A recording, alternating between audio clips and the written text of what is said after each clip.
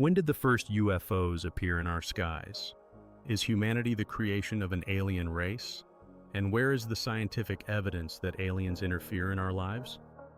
This documentary investigation into the role of extraterrestrials in human history raises important questions that remain relevant even in the 21st century. UFOs, or unidentified flying objects, continue to be the main mystery for humanity. What are the strange objects hovering over Earth in various parts of the planet? Who is piloting them? If they are aliens, why have they come here? What interest does our planet and its inhabitants represent for beings from the stars? Many ufologists believe that the answers to these questions should be sought in our own history. According to one hypothesis, aliens became seriously interested in us immediately after the first explosion of an atomic bomb. Did the extraterrestrials decide that we pose a threat to the rest of life in the universe? And that our primitive rockets could reach other habitable worlds? This hypothesis sounds plausible. The first report of a UFO was officially recorded shortly after the testing of atomic weapons in 1945. In 1947, private pilot Kenneth Arnold flew over Mount Rainier in the state of Washington. Upon landing, he stated that during his flight he was pursued by 9 silver discs that were moving at a speed of about 2,700 kilometers per hour. Their flight resembled the gliding of a plate across the surface of water. This image appealed to reporters, and one of them coined the famous phrase, "flying saucer." Thus, Kenneth Arnold's 9 flying saucers became the first UFOs. However, strange objects in our skies were observed long before that. Thomas Ballard, an employee of the UFO Study Center, notes that in 1896, residents of California saw something resembling a UFO. In November of that year, a strange flying craft appeared in the sky over Sacramento. People saw a beam of light, and behind it was some object with something like a propeller and wings. Later, it appeared in other places as well. In April of 1897, it was seen over Minnesota, and illustrations remain depicting it as a flying ham with a headlight. And in Texas, it looked like a football with a tail and wings. For 2 years, reports of this strange object came from 1,000 different locations, and newspapers were filled with incredible illustrations depicting what was thought to be a secret invention at the time. Perhaps these ghostly ships were nothing other than our today's UFOs. If so, then we should seek their traces in the depths of history. Documents dated more than 400 years ago have caused skeptics to reconsider their position regarding UFOs. Mildred Beasley, the director of the MUFON office in the state of Utah, claims that UFOs were also observed in the 16th century, but they were regarded as signs of divine behavior, messages from God. In August 1556, enormous black spheres floated over Basel, Switzerland. In April 1561, the same thing happened in the sky over Nuremberg. The 16th and 17th centuries were a golden age of UFO sightings. Calvin said that miracles happen every day. In a drawing made in 1600, fiery spheres are depicted in the sky. They likely did not look as beautiful as the artist painted them, but the fact remains. Such things stirred the minds of people even back then. Will we manage to find the first portrait of a UFO? Has the sky over Earth always been filled with these strange objects? Descriptions of UFOs can be found in the oldest manuscripts of humanity. Take, for example, the Roman historian Livy, who described an object flying in the skies that resembled a shield. This flying shield existed 2,000 years ago. Perhaps it is the same thing that we today call a flying saucer. UFOs were observed long before the first Romans appeared. Are there older manuscripts? Most of them were of a religious nature. However, some texts abound with descriptions of aliens from the stars. One such source is the Indian epic poem Mahabharata, which recounts events that took place 1,200 years before our era. In it, one of the heroes ascends to the sky, receiving light brighter than the sun, and his voice sounds like thunderclaps. Whoever the author of these lines was, he was undoubtedly describing the launch of a spacecraft, and this happened 3,000 years ago. But this is merely an epic.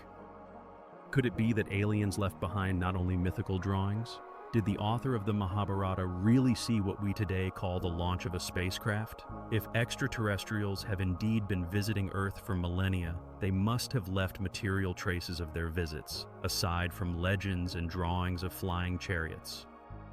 Many researchers believe that such traces can be seen on the Nazca Plain in southern Peru. If one did not know that these lines are already 2,000 years old, the plain could be mistaken for a modern airport.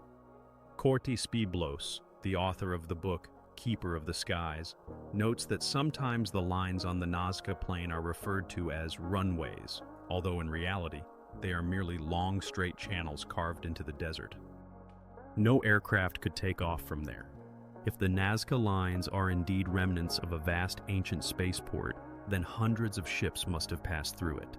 Kenneth McCulloch, the author of the book Man as a Citizen of the Galaxy, adds that if the ships of that time resembled what we see today, they would not have needed runways.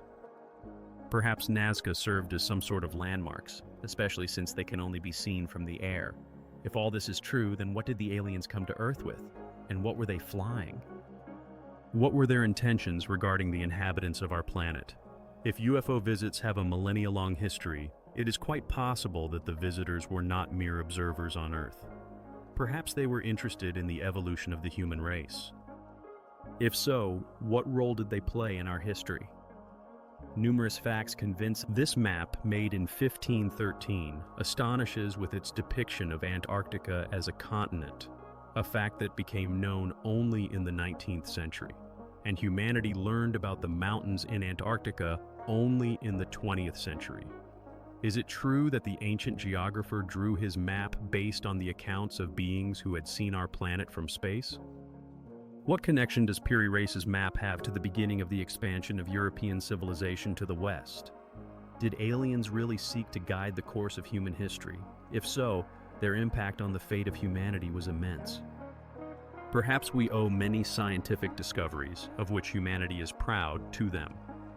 Wendell Stevens, a retired colonel of the United States Air Force, emphasizes that if you doubt the influence of aliens on earthly civilizations, look at the remnants of the original cultures of Mexico and Central America.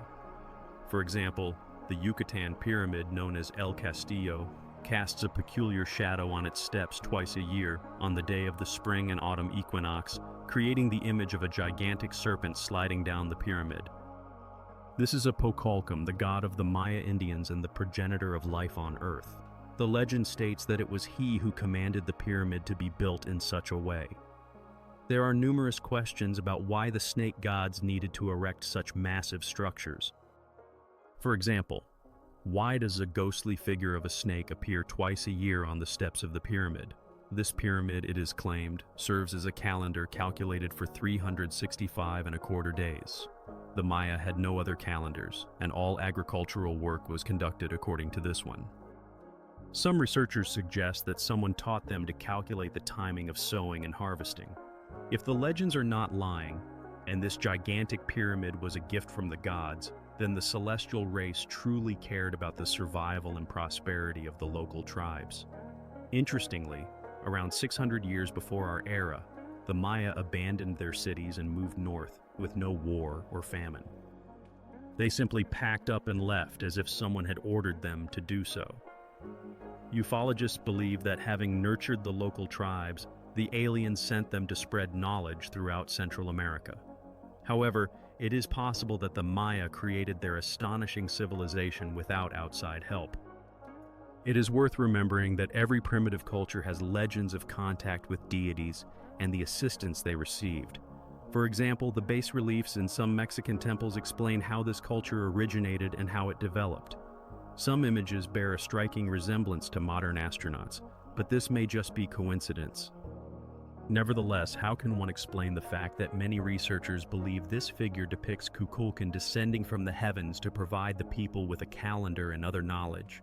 Despite this, scholars are not certain that all these artifacts truly testify to contacts between humans and extraterrestrials. Some argue that these so-called evidences were fabricated by civilizations too similar to our own, with its rockets, runways, and spacesuits.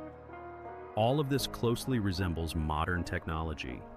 If aliens truly visited us on rockets similar to ours, then their homeland must be located nearby.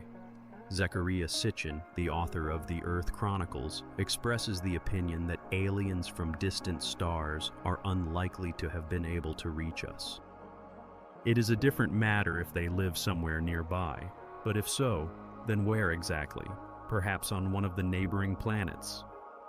We do not know much about them. For centuries, there have been people who believed in the habitability of the planets in the solar system. Many still associate UFOs with Mars or Venus. However, recent studies have shown that the conditions on these planets are unfavorable for the emergence of complex organic life. The idea of aliens from neighboring planets today seems absurd, but is this really the case? Zecharia Sitchin studied for many years the hypothesis of the origin of aliens from our planetary system. He believes that the key to most of the mysteries of UFOs lies in the history of the Sumerian civilization. The Sumerian state emerged 6,000 years ago on the territory of modern Iran and became the foundation for all the great civilizations of Earth, including the Babylonians, the Assyrians, and modern peoples. All key aspects of modern civilization were already present among the Sumerians: writing and mathematics, the wheel and pottery, bricks and multi-story buildings, government and law, astronomy, and much more. To reach such a level, other cultures required centuries, while the Sumerian civilization appeared overnight, as if it had fallen from the sky. Millennia before the telescope was invented, the Sumerians had a profound understanding of the structure of the solar system. But where did they acquire such knowledge? The Sumerians possessed astonishing knowledge in the field of astronomy. They knew all the planets known to us and described them well. According to school curricula, Copernicus discovered the rotation of the planets around the Sun in 1543. However, the Sumerians knew about this 5,500 years ago. In their texts, they referred to Uranus and Neptune as the blue-green twins. In modern science, these planets were little known, and only in 1986, after the launch of the Voyager spacecraft, was it possible to establish that they indeed are blue and green twins, as described in Sumerian texts. So what was this? Perhaps it was a lucky coincidence of a Sumerian author or information obtained from a being observing Uranus and Neptune. Could it be that we have finally found the first UFO? The Sumerian texts mention that all their knowledge was received from the Anunnaki, which translates as those who came down from the heavens to earth. But where did the Anunnaki come from? Perhaps this was known to the Sumerians. The Chronicles of ancient Sumer describe a planet so distant from the other planets of the solar system that its annual cycle of orbit around the Sun is 3,500 years. This planet is called Nibiru, and it is from there, it is assumed, that the Anunnaki arrived. If this is so, it becomes clear why the inhabitants of the mysterious planet, referred to by modern astronomers as Planet X, visit us so rarely. Their spaceships are not powerful enough and can only reach Earth during the time of opposition. According to the researchers' opinion, on the planet Nibiru, the Anunnaki could have arrived in spaceships that are not much different from our weak rockets. If the mythological Sumerian planet exists in reality, then how often have we encountered its inhabitants? Based on his calculations, the history of humanity knows periods of stagnation and moments of breakthrough that alternate at equal intervals of time, approximately every 3,600 Earth years. He believes that this time frame most closely corresponds to the pattern of successes of Earth's civilization, successes that we owe to the aliens from the constellations. Thus, the stages of development of Earth's civilization may have been provoked by extraterrestrials, and you and I are merely guinea pigs in an intergalactic experiment. Why would aliens care about the prosperous development of our race? And could it be that there is some kind of intergalactic kinship that connects them with us? Even if one agrees that the cosmic wanderers who visited Earth for thousands of years were our neighbors in the solar system, the question inevitably arises: why did our guests try to influence the development of civilization among Earthlings, and what was their goal? Perhaps this ancient planetary race supported us in our struggle for survival. Maybe that was their main goal, to raise us just as we raise our children. Perhaps it was they who sowed our Earth with their seeds, and perhaps you and I are merely their children. If that is the case, then we have found the very first UFO of humanity, the very craft that brought us from Mars to Earth. This version is almost entirely confirmed by sacred human tradition, namely the Bible. In the 6th chapter of Genesis, it is told how certain Nephilim took for themselves the daughters of humans and they bore them offspring, mighty heroes such as cannot be found in our time. Perhaps all of the above refers to those whom the ancient measures called the Anunnaki, and these very Anunnaki became the ancestors of Earthlings.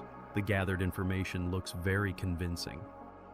Most likely we are descendants of marital unions between extraterrestrials and Earthlings. According to ancient sources, the women of the Nephilim directly descended from Adam, who, in turn, came into being as a result of the creativity of ancient geneticists. Look at this. This is DNA. Could it be that the ancient Sumerians understood genetics?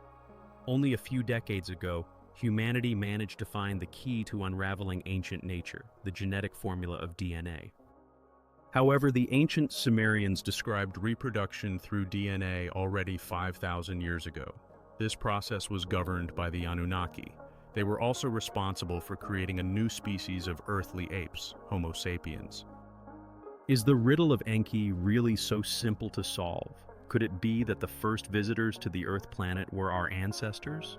Yes, our genetic structure is somewhat similar. Overall, Earthlings were made in their image and likeness. If so, it becomes clear why ancient depictions of extraterrestrials from the stars closely resemble Earthlings. Did we, in the pursuit of the first UFO, catch ourselves? The religious veneration of UFOs that developed in America reflects the myth of the creation of the Earth. These omnipotent beings, who some believe guide our development, resemble Zeus and other heroes of ancient mythology. Thus, aliens become the latest achievement of human myth-making. However, are there real pieces of evidence? Who knows? Perhaps our distant ancestors are indeed watching over us from space. There is currently no answer to this question, at least not in the UFO diaries. Thousands of witnesses swear they have seen aliens, but do we know what they actually look like? Is it true that the United States government is hiding the bodies of deceased extraterrestrials from us? What are the guests from space searching for on our planet? The main question of ufology can be formulated as follows. If we are indeed being visited by aliens, then who are they? Friends or foes? More and more people believe in the visitation of Earth by aliens, and this belief is based on concrete facts, ranging from observations of UFO flights to accounts of direct contact with extraterrestrial beings. But if these beings are indeed visiting us, what do we know about them? If they are interfering in our lives, why do we still not know their true intentions? Ufologists have been investigating this mystery since 1947, when pilot Kenneth Arnold observed a group of strange flying objects that he described as flying saucers. Since then, similar phenomena have been witnessed by hundreds of thousands of people, and each has posed the same question: who built these ships and why did they come here? In the summer of that same year, an event occurred that, according to ufologists, could provide a definitive answer to all questions about flying saucers. In July 1947, an unidentified extraterrestrial spacecraft crashed in the state of New Mexico. According to eyewitnesses, it could not have been manufactured on Earth. The military has taken possession of the wreckage of the craft and the bodies of the aliens. If this is true, our government is hiding this event from the world public. But why? Why should the government conceal the fact that extraterrestrials have visited Earth? Perhaps, in reality, it is not hiding anything at all. Carl and Turner, the authors of the book Those Who Have Been Beyond, assert that if you doubt the involvement of our government in the UFO issue, it is enough to familiarize yourself with any book based on real documents. These documents, in and of themselves, incriminate the government. But if this information is guarded, who then acts as the guardians? Robert Dean, a researcher and analyst, speaks of the existence of a structure known as MJ-12, created in the late 1940s to study UFOs and our reaction to their appearance. This organization monitors how we perceive alien ships in our sky. Such a structure exists today as well, albeit under a different name. It is an international intergovernmental organization whose goal is to control information about UFOs. Vicky Cooper-Ecker, the editor of the UFO magazine, believes that the government and NASA have many reasons to conceal information about UFOs.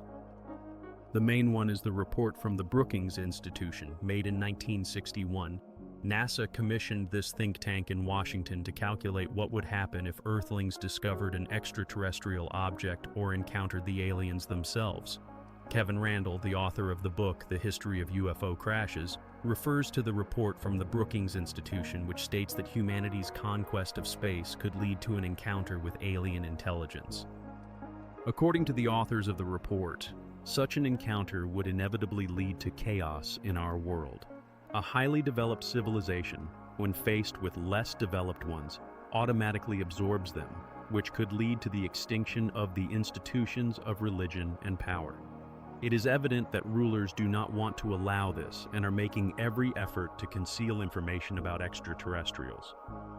Randall shares his experience when, "What did I find in the field? It was a weather balloon."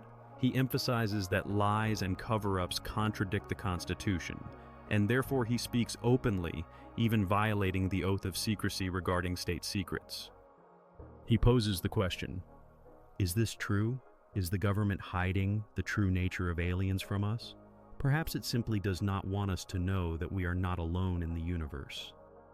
Randall believes that people need to gradually get used to the idea that we are not the only intelligent beings. He claims that this knowledge can change the life of every inhabitant of Earth, and therefore it is important for people to learn the truth that the government is hiding. Ufologists note that attempts to suppress information have not always been successful. Hundreds of eyewitnesses recount their observations of UFOs and contacts with aliens. These testimonies may help uncover the truth that representatives of MJ-12 are carefully concealing. According to Randall, UFO devices are made from materials that do not exist on Earth. Ships that undertake interstellar journeys must withstand extreme stresses and harsh radiation. Eyewitness descriptions indicate that the remains found in June 1947 in the state of New Mexico appeared thin and fragile, yet they could not be cut, bent, or damaged. No material made on Earth possesses such wonderful properties, he asserts. Randall also expresses the opinion that some of the aliens we contact may come from other dimensions. This idea instills fear in many, as the thought that aliens from other dimensions may have malicious intentions is frightening.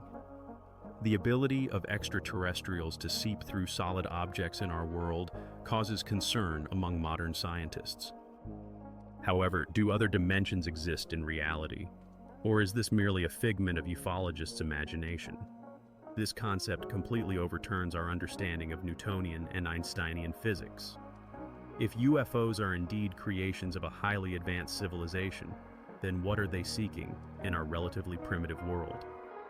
Randall questions how truthful the accounts of eyewitnesses are who claim to have seen aliens.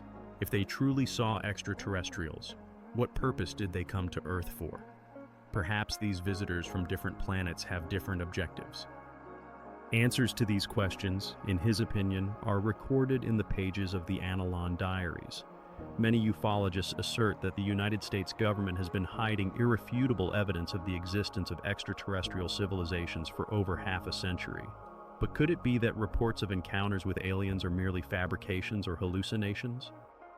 While doubts may exist, there are thousands of such reports recorded from the words of trustworthy individuals.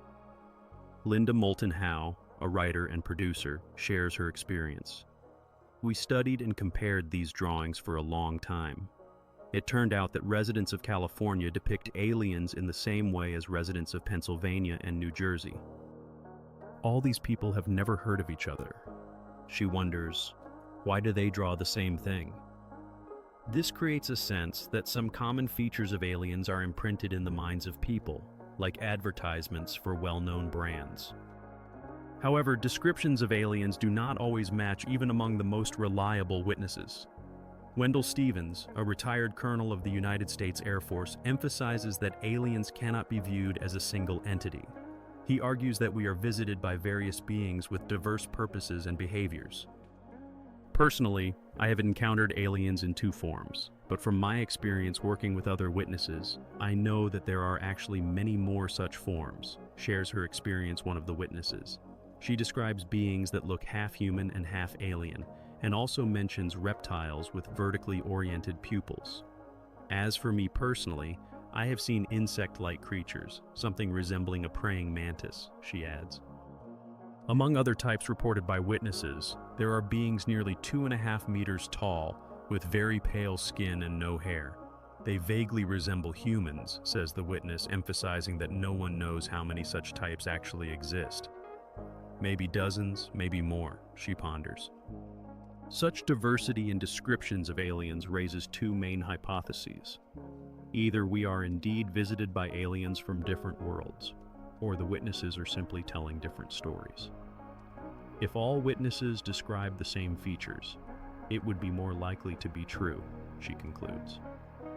Bud Hopkins, a researcher of the abduction phenomenon, notes that despite the discrepancies, 85% of the descriptions match on key parameters. He mentions that most witnesses describe small gray beings about 1 to 2 meters tall, sometimes a little shorter or taller. If most witnesses give a similar description of aliens, can we create a portrait of the races of aliens that most frequently visit Earth? Hopkins wonders. He describes them.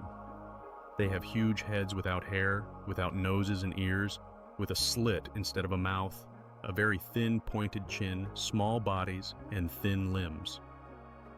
Hopkins also notes that they have very thin necks, and people wonder how their heads stay on them.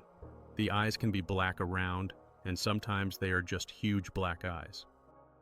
Sometimes the eyes are very slanted, sometimes they are positioned strictly horizontally, he adds, emphasizing that opinions vary. Dr. David Jacobs, a researcher of the abduction phenomenon, confirms they have 2 legs, 2 arms, and 2 eyes. That is, the minimum necessary for an organism to survive. There is also physical evidence supporting these oral testimonies. Ufologist Leonard Stringfield conducted special investigations into cases of UFO crashes and the autopsies of crew bodies. Ufologists claim that videos sent to them from the federal government were sent to Stringfield with classified materials, he recounts.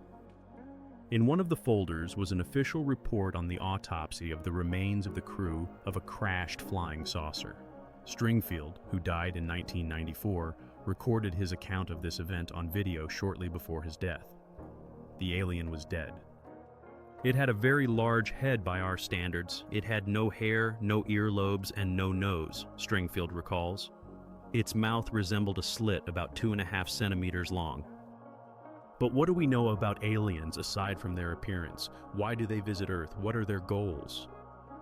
Maybe the authorities fear an attack from their side, wonders one of the researchers. Can ordinary people somehow influence the situation? What needs to be done to learn about the intentions of the extraterrestrials?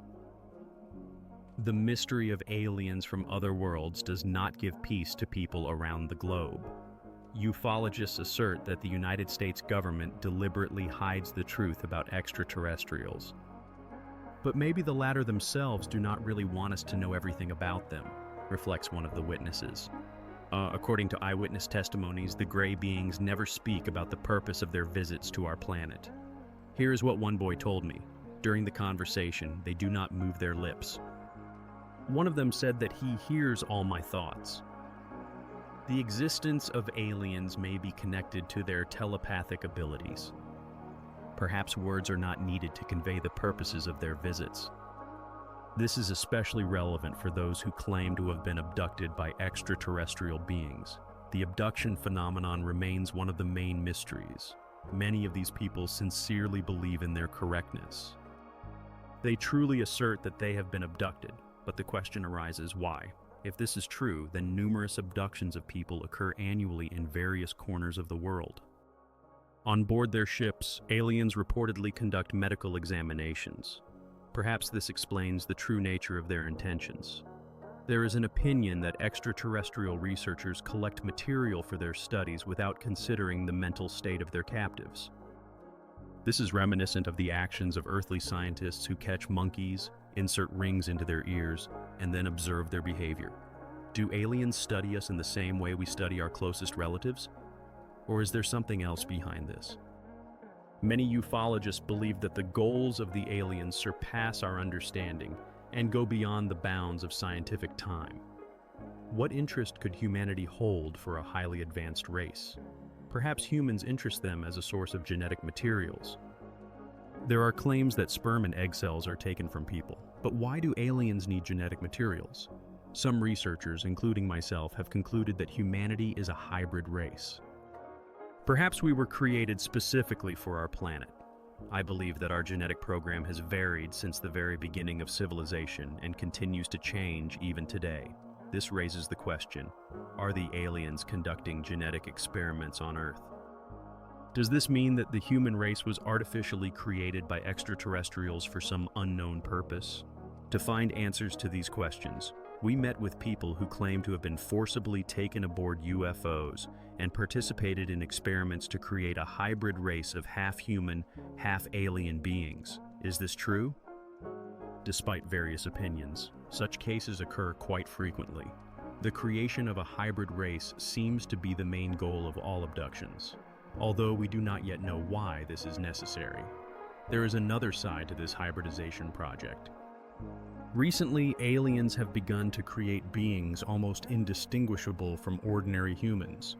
If they can take egg cells from women, fertilize them, and grow embryos within themselves, thus producing hybrids, then they can do the same with an already fertilized human egg cell, from which a fully human child will develop.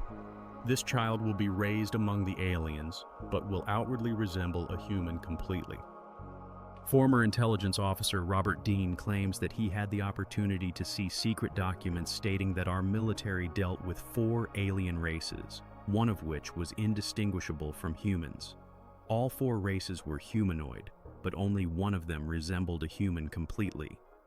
This thought amused Dina, for just imagine how it must infuriate the generals to sit next to these superhumans in an airplane, restaurant, or theater and not even suspect who your neighbors truly are.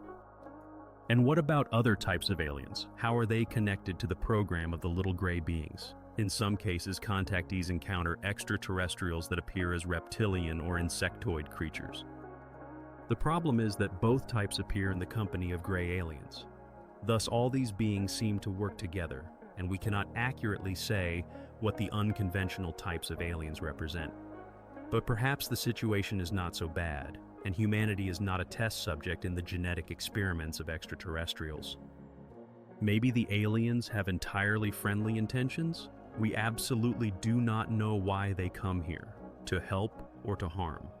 We have no reason to believe that they wish us ill, that they are killing us or unscrewing the wheels from our cars. We only know that we are needed for some reason. One of the researchers insists that at this moment they are interested in collecting some kind of living material. They collect it as we harvest crops from the fields, she says.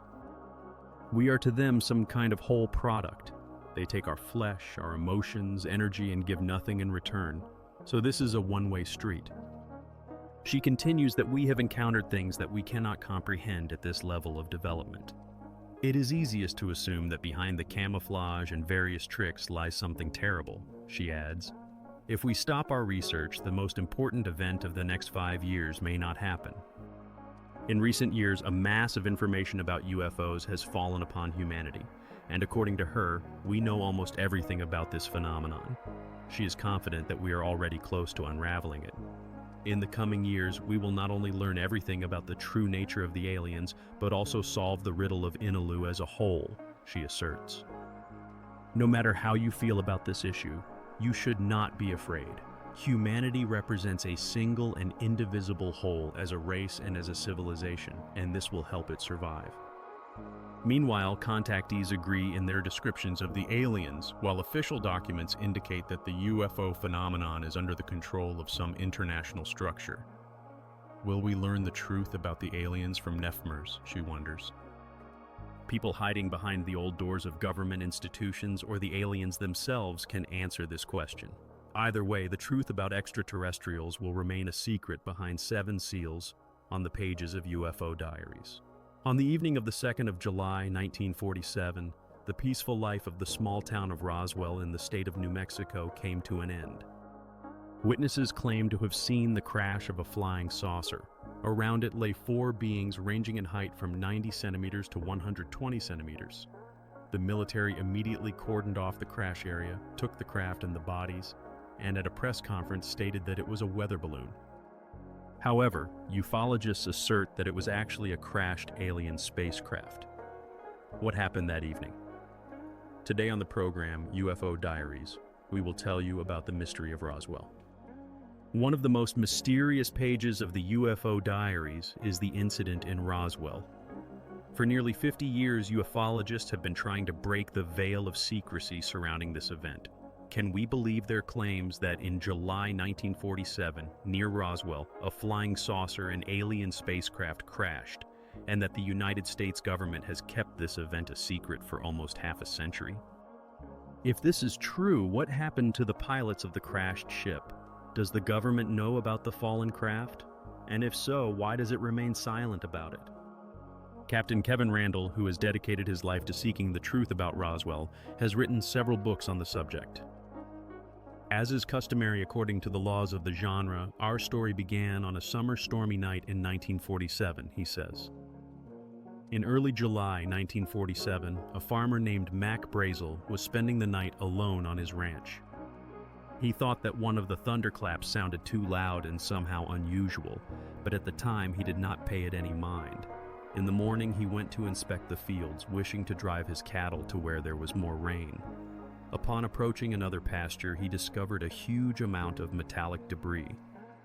Randall and his colleagues assert that, judging by Mac Brazel's descriptions, no earthly machine could have shattered into such incredible fragments.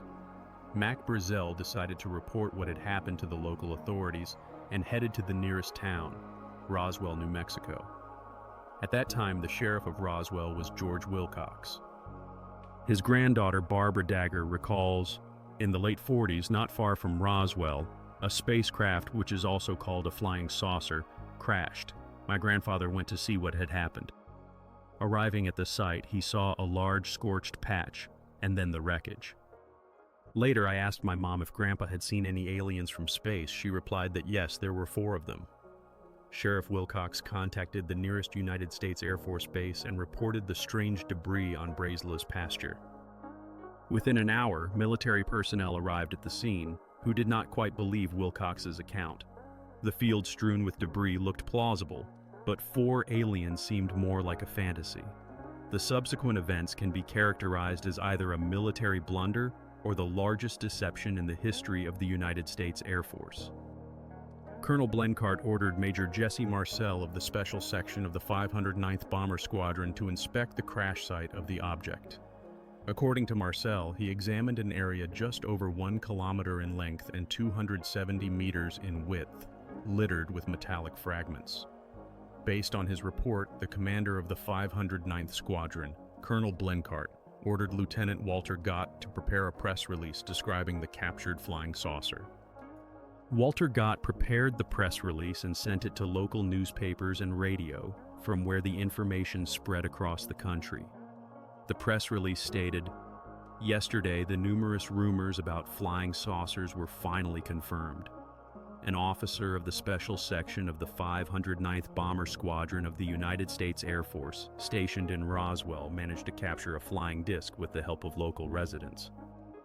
However, this statement did not mention a word about the aliens that Wilcox had talked about. What was it? A grand hoax or a deliberate concealment of facts? Barbara Dagger recalls that her grandmother still fears what happened 40 years ago. "They forbade us to talk about it. Grandma said that after the incident, military police came to them. These people said that if even a single word, even a hint leaked out of this house, they would kill not only them but the entire family. No one would survive. If the military openly admitted to capturing a flying saucer, then why did they need to silence the local sheriff and his family?" Bill Brazel, the son of the late Mac, also claims that his father swore to remain silent. Silent about what, he wonders. Perhaps he found not only strange debris on his field, but something else as well. The incident in Roswell is not just a mystery, but a whole series of strange enigmas intertwined with one another. If Colonel Blencardt acknowledged that he had nearly a whole flying saucer at his disposal, then they found not just scattered metal debris in the field of Mac Brazel. According to those who were in Roswell at the time, this backwater town in the southern United States became the focus of the entire planet's attention. But then something even more mysterious happened. A few hours later, the official version was changed. The commander of the 8th Army of the United States Air Force, General Roger Ramey, under whose command was the 509th Squadron, issued a new press release stating that an ordinary weather balloon had crashed in Roswell. According to the general, this device fell on Brazel's ranch, and Major Marcel, not understanding the situation, hastily declared it a flying saucer. Could this photograph be an ordinary forgery? To the right, the voice of Brigadier General Thomas Dubose, now retired, can be heard sharing his opinion on the official version of the United States Air Force regarding the weather balloon crash. He claims that everyone knew this version was just a cover-up. I have no idea who made it up. But this is the story we fed to the press, he says with evident dissatisfaction. The general continues that representatives of the United States military insisted on the weather balloon debris, although all senior officers knew it was a lie. He suggests that even if Mac Brazel did indeed find a weather balloon, it contradicts the testimonies of other witnesses and the nature of the debris. Recently, the son of Major Marcel made a stunning statement about what he saw in his childhood. Major Marcel brought home a couple of pieces of debris to show his wife and son, and then he took them back to the Roswell military base, says Jazz Marcel Jr. He describes how these strange things were unlike anything I had ever seen, primarily because they had some kind of markings on them. There was something resembling ribs, and they were covered with some kind of writing. Jazz recalls thinking at the time that these were hieroglyphs, but later realized they were more geometric shapes and symbols. Although the weather balloon version seemed to put a period on the incident in Roswell, new revelations soon emerged. The Roswell incident continues to spark debate for 40 years. One of the reasons for this is the account of Greedy Barnett, an engineer who lived in Roswell at the time. He told his friend Vern Malty about what happened on that July day. Barnett told me that while returning from a walk in the fields, he stumbled upon a flying saucer with an open hatch, and next to it lay 4 strange creatures, recalls Vern Malta. Gritty Barnett claims that he saw a crashed flying saucer and its 4 pilots lying on the grass. Could it be that this was the craft the military later mentioned in their press release? Ponders the narrator. However, if Barnett's flying saucer was hardly damaged, then where did the numerous debris mentioned by Mac Brazel come from? There is another mystery in this story. Barnett stated that all the aliens were dead, but Sheriff George Wilcox was not so sure. My grandfather said they had large heads, and they were dressed in something like spacesuits made of very thin silk, he shares. I asked him if they were dead or alive. He said it seems one of them was alive. Perhaps in Roswell, not 1 but 2 UFOs crashed, and each ship had 4 pilots. Many ufologists believe that this is exactly how it happened. Witnesses claim that the debris found in the field was very small, indicating a complete destruction of the aircraft. The testimonies of other participants in this story suggest that the solution to all the mysteries and discrepancies was located just a few kilometers from Brazel's ranch, much closer to Roswell.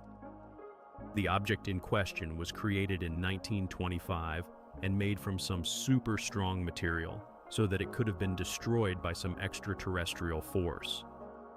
Speaking of the debris found on Mike Brazel's ranch, it should be noted that it consisted of a material clearly unknown to humans. No one could even approximately determine what this material was, emphasizes the narrator.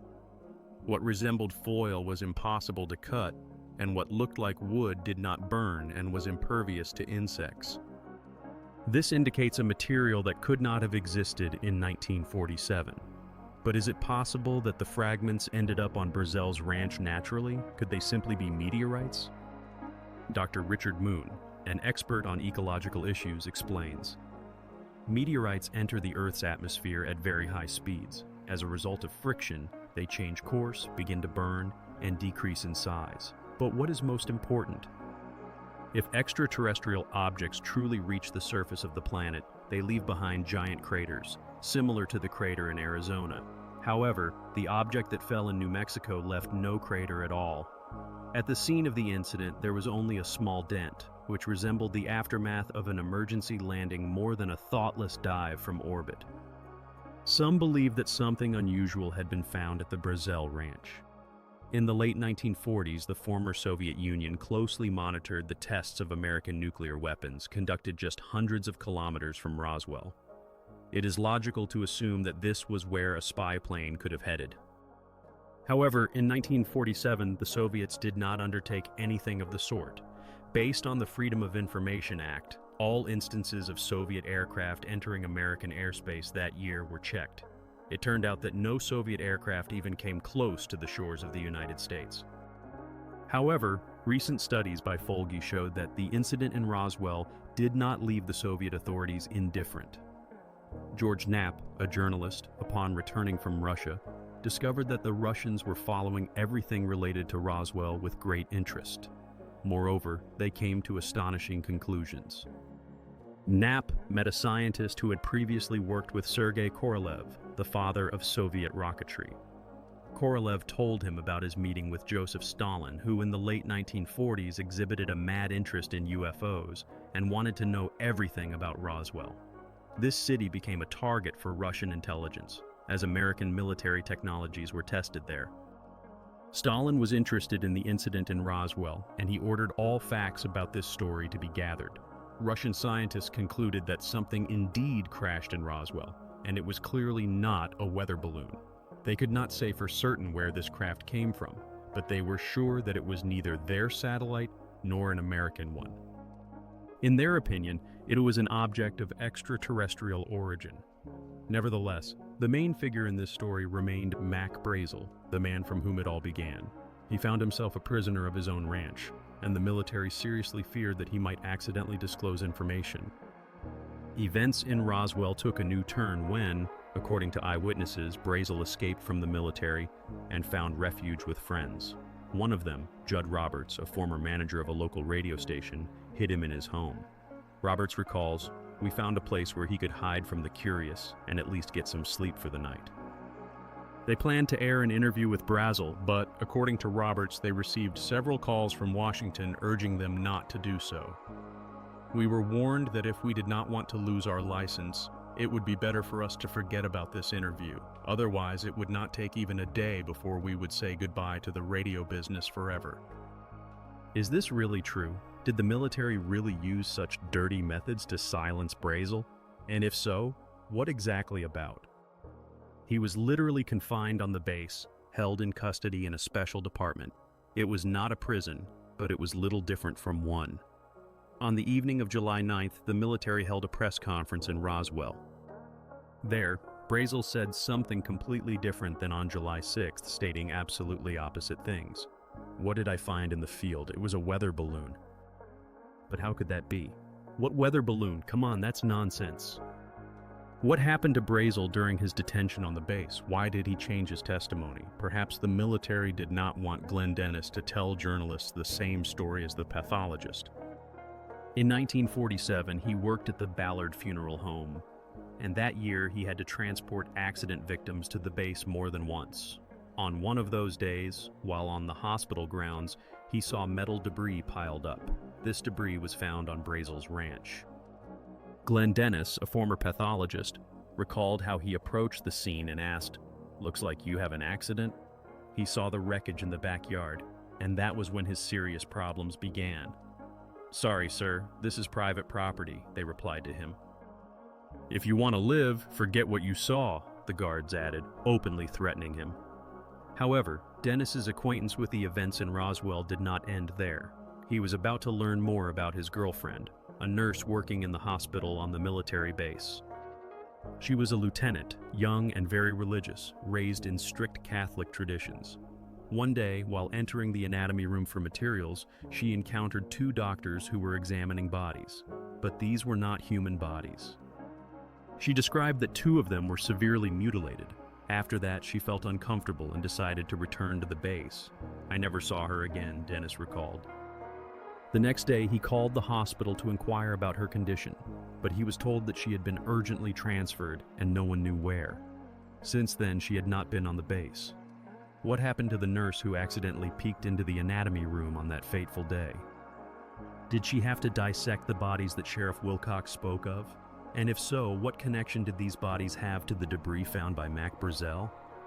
Unfortunately, the answers to these questions only complicated the mystery of Roswell. If there were indeed two flying saucers or two halves of the same one, then the question arises, where did all this massive evidence go? And what happened to the alien spacecraft pilots discovered at the crash site? Sappo Henderson, a base worker, claims to know the answer to this question. He said that if it has already been printed in the newspapers, then it is no longer a secret. He bought a couple of newspapers and brought them to Dennis in the car. "Here, read," he suggested. When Dennis read, Henderson added, "It's all pure truth. I personally transported the crash saucer to Dayton, Ohio." Thus, the physical evidence of extraterrestrial life was transported to Dayton and forever hidden from the public. But how can we prove that all this really happened? Perhaps the evidence is hidden where ordinary people will never be able to find it. One thing is certain. The government took all the evidence, cordoned off the crash site, collected the craft and the bodies, leaving not a single grain of sand. From reliable sources, it became known that the spacecraft and bodies were first placed in Hangar 84 at the local U.S. Air Force Base, and then transported in parts to other bases. A nurse, a friend of Glenn Dennis, saw 3 bodies in the morgue, confirming that at least 3 aliens were on the base at that time. Many people, unfamiliar with each other, tell the same story, but from different perspectives. It begins with Mac Brazel, who found the debris, and ends with Major Edwin Easley, who was heading to the crash site. If this story were a hoax, the testimonies of these 2 people would not match so perfectly. The mystery of the incident in Roswell will never be fully explained unless new evidence can break the half-century veil of silence erected through the most brutal methods and techniques. Can we hope that this wall will someday fall, and the government will reveal to us the whole truth about the incident in Roswell? Under pressure from his constituents, Congressman from New Mexico Stephen Schiff turned to the U.S. Department of Defense for an official clarification of the events of July 1947. In March 1993, he attempted to breach the wall of secrecy surrounding the events in Roswell. The response came from a colonel who, referring to the fact that the documents from that period are stored in the National Archives, advised the congressman to go directly there. The search for archives turned into yet another mystery. In the end, Schiff received a response from the National Archives, where he was informed that they had no information regarding the events in Roswell. Thus, the Department of Defense believed that no incident in Roswell had ever occurred. Questions remained. Why were there no recorded testimonies from eyewitnesses? Where was the report on the military operation on private property? The folders of the Blue Book contained nothing about Roswell, except for one paragraph from a local newspaper, filed for another reason. Congressman Schiff received no answer to his question from either the military or the custodians of our history. But what about the threats, blackmail, and silencing? Does the government really think we will continue to believe in this fairy tale about the mediazant? For those who witnessed with their own eyes what happened in Roswell, the beginning of July 1947 will forever remain a memorable date. But until new evidence emerges, the mystery of Roswell will remain one of the unsolved enigmas in the pages of UFO diaries. White pins have appeared on the map of the United States. If you find yourself beyond this fence without the authorities' permission, you will sign your own death warrant. It is suspected that a secret flying saucer airfield is located here. Let us hope that photographs taken from Russian satellites will document the account of a man who calls himself the first mechanic of UFOs on Earth. Before accusing the government of secret collaboration with extraterrestrials, we will attempt to penetrate the restricted water area. Today, the object of our investigation will be Area 51. To participate in Star Wars, it is not necessary to have a spaceship. One can simply head to a desolate corner of the state of Nevada, known as Area 51. According to eyewitness accounts, there, in the basin of the vanished Lake Groom Lake, work continues day and night on the fantastic project of the century. Geographic maps claim that no base exists in those parts, yet flying saucers regularly hover over its territory. Glenn Campbell, the project leader of Area 51, notes that after the sensational story involving Robert Lazar, entire caravans of UFO hunters have flocked here. Lazar, a former government employee, reported that from 1988 to 1989 he worked at a highly classified facility near Groom Lake. He recalls, "After I got the job, I was flown from Las Vegas to Area 51.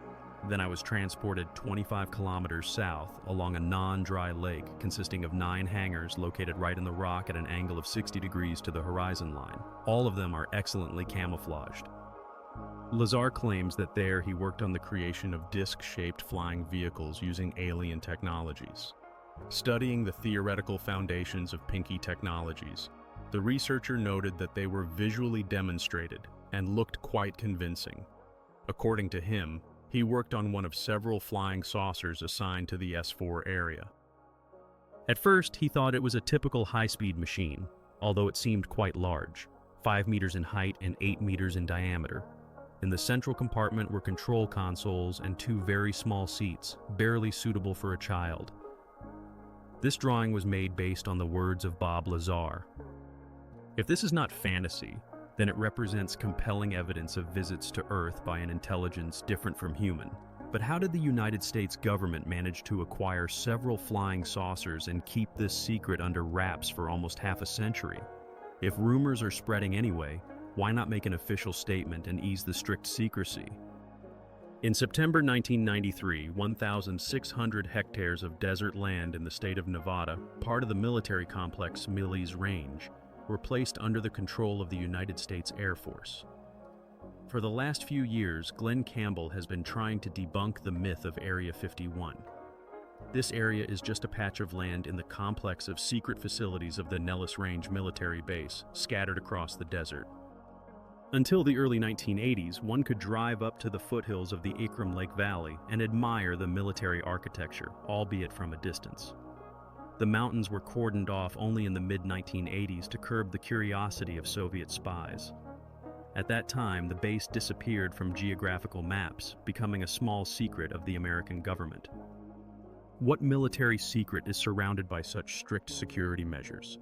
Does anyone know what is inside? Retired Colonel Wendell Stevens, who served many years in the United States Air Force, stated that reconnaissance aircraft of the U-2 type, Blackbird, and stealth fighter flew out of Area 51, the existence of which many were even unaware. He wonders why the authorities apply lethal weapons against ordinary enthusiasts who enjoy watching airplanes. Aircraft that stray into the zone encounter surface-to-air missiles. Stevens recalls how an armed-to-the-teeth helicopter chased after them. A fighter jet flew out to meet him, or it was simply shot down. He questions whether this seems like a countermeasure that has gone too far. What will happen if someone dares to cross the boundary of this zone? One thing is clear, with Area 51 there are no jokes, and a weekend spent in the picturesque spot of Groom Lake could cost you your life. You would become someone who knows too much. When asked what is happening here, the guard replies, "Sorry, the road is closed. You cannot go here." One must not ask unnecessary questions, as they are ready to do anything to keep people away from these places. Norio Hayakawa, the manager of the Civil Investigations Agency, experienced the effects of the strict laws of Area 51 firsthand. In 1991, he brought a group of journalists from Southern California to observe the maneuvers of unidentified objects. Suddenly, their caravan of blue cars was attacked by an unmarked helicopter that hovered 3 meters above them. Hayakawa wonders if he knew the consequences of civilians intruding on military property. He claims that they did not violate the boundaries of the military zone while being on public territory. If the military is willing to use machine guns 15 kilometers away from the secret part, why do they not use the simplest method of aerial surveillance? Retired Colonel Wendell Stevens disagrees with this viewpoint. He asserts that flights over the Nellis Range complex are strictly limited. Even during combat exercises, pilots are prohibited from flying over this zone. Just brushing a wing against the invisible boundary means goodbye to an aviation career. The lost navigator is ordered to return and given the route for the shortest exit from the zone. The most desperate violators of Groom Lake's airspace are expelled with the help of interceptors. Civilian pilots who find themselves in this restricted area automatically lose their rights, and some are simply shot down. George Schnapp, a journalist, notes that for 40 years, secret tests and insane military projects have been conducted here. Nature has provided this place with a separate testing ground, a desert surrounded by mountains. Aircraft that get lost here face surface-to-air missiles.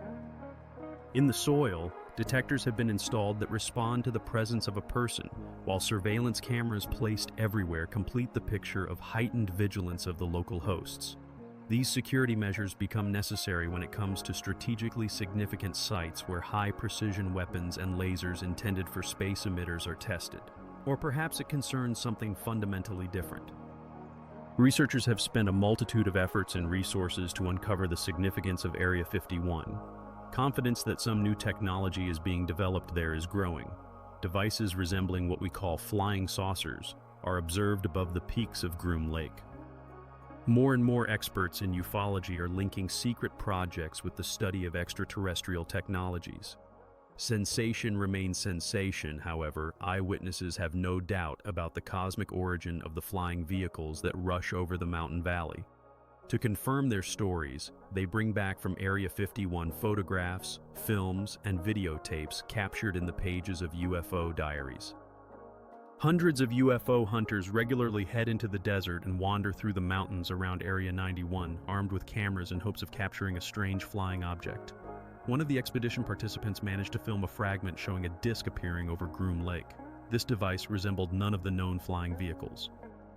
It hovered silently, zigzagging, sharply changing altitude and course, turning in any direction by 75 degrees. Perhaps it was a device that had come to us from other worlds. Workers recount that this device landed here in 1953, and at that time, living extraterrestrials were brought here as well. The Russians photographed Area 51 for many years, and Stalin was concerned. He wanted to know what had happened in Roswell. Ultimately, they concluded that it was not a crashed satellite, but a vehicle of extraterrestrial origin. The Russians did not know where it had come from, but they understood the immense importance of such a finding. Of course, all these discussions have no evidence to support them, but could there be any evidence at all? The workers know about this zone exactly as much as you and I do. Where do the legends about extraterrestrials being studied in Area 51 come from? The people working there may not even be aware of the existence of the object. Recently, a federal court granted their request, and now the workers know the name of their enterprise, but no more than that. If you work at one of the secret bases in Nevada, you are brought in every day from Las Vegas, first by plane, then by bus. The windows are tinted, and you are only able to exit to your work hangar and a few neighboring buildings. It is interesting why the Russians can fly and photograph these objects, of which American taxpayers know nothing. In 1988, a unique photograph of Area 51 was taken from a Russian satellite. It shows a craft at the edge of the runway that seems to be attempting to take off.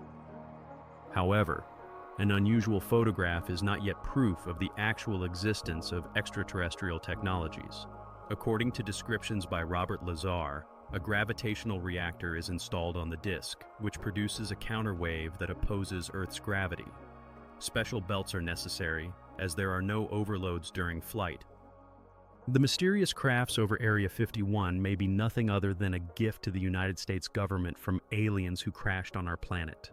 Perhaps interplanetary cooperation is in full swing, and we are completely unaware of it. Robert Lazar's account of his work on an unidentified object that was turnkey delivered by extraterrestrial beings has become one of the most grandiose sensations of the century. Lazar claims that during his time in Area 51 and at the S4 facility, he obtained irrefutable evidence of the existence of other intelligent worlds. In one of his television interviews, he stated that he had access to official documents according to which the technology of the flying saucer came to us from the Zeta star system, located 35 light-years from Earth.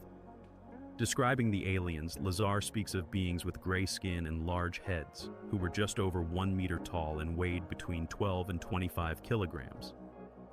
These extraterrestrials claimed that they have long been visiting Earth, and in proof presented photographs that they said were taken 10,000 years ago.